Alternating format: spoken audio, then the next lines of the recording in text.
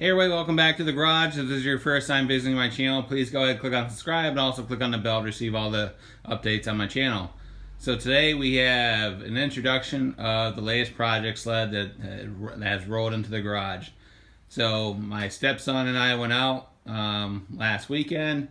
He decided he wanted to get into the snowmobiling world, so we started looking at XCs, and the reason why is when he was growing up, I had a 99 XC700 that he learned to ride on, and essentially we were looking at those sleds, and you know what, so I think I want to get an XC as my first sled.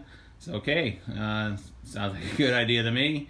So we went and looked at a couple sleds, and we ended up picking up this one. So this is a 99 XC700 SP, and this one has a lot of miles on it. It has 10,000 miles on it. So, I know some of you are going to say, wow, that's a lot of miles. But we didn't pay that much for it. So, with that being said, even though it has a lot of miles on it, it's still in relatively good shape. So, if we do a walk around on it, there is no cracks on the hood. The belly pan is in awesome shape. The trailing arms are really good. There's a skid plate on it. Looks like somebody tried to clean up the windshield with some brake cleaner, so we'll have to address that. Headlight works. There's the reflectors aren't falling off, and the side pods. The seat is in really good shape. There's no cracks or splits or anything like that. The running boards are in great shape. No dents or dings or anything like that. And probably the most important thing is it's got reverse, which is great. So no electric start, which is fine. It does have a couple issues which we're going to get into real quickly. It did take a shot in the tunnel, but that can be easily fixed. It also has a modified snow flap. I'm not sure why it was cut off. The track is in really great shape. It's studded, but no tears, throughs, or lugs, or pullouts, or anything like that. It's in real good shape. But it does have one major issue. We'll look at it. It still runs. Runs okay. But one issue it has is, and you're going to be able to see once we open the clutch guard.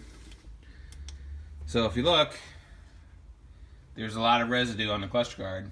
Oily residue. So I'll let you guys think about what that means as we're looking up and down. So if you haven't figured it out, it has a bad crank seal on the left hand side.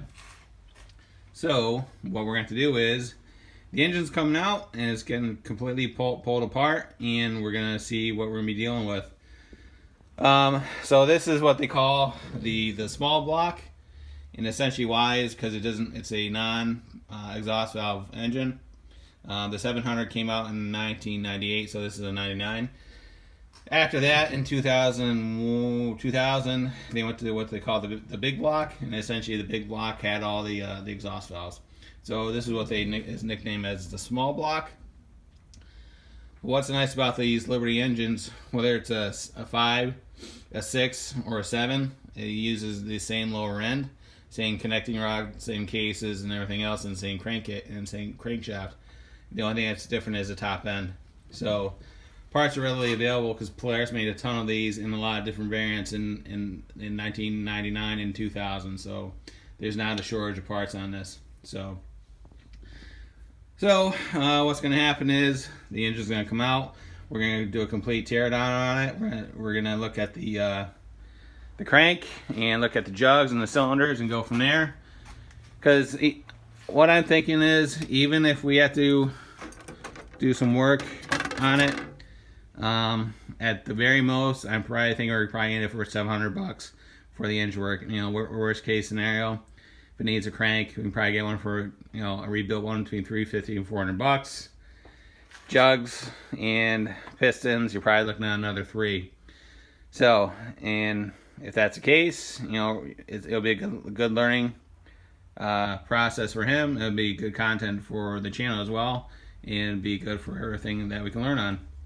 So with that being said, we're gonna be tearing this down in a couple weeks. The only thing that's really holding us back right now is the Fusion is still in the garage, and I'm waiting for the rear shocks to come back from being rebuilt. The guy's been taking forever to get them done. Once the Fusion's out of here, I can clear up the workbench and get that suspension back in the sled and get the Fusion out of here and start doing a tear down on this, because I'm hesitant to do anything on this till I get the garage cleaned up, because there's gonna be a lot of pieces everywhere, and with most projects in here, stuff tends to get lost. So that is what we're gonna be doing with it. I already did a compression check on it. This side is 120, this side is about 119 with the compression tester I have. I'm gonna go borrow another one from my buddy Mike, and we're gonna compare it.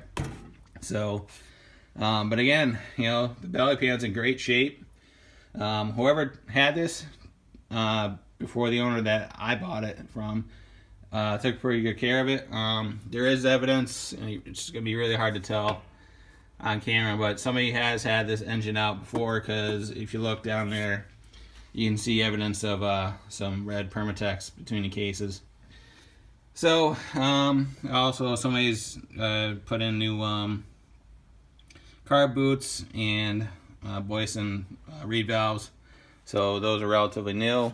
And so yeah, it should be a good project, but we won't know how bad it is until we get the engine out and apart. So stay tuned, there will be more content on this to follow.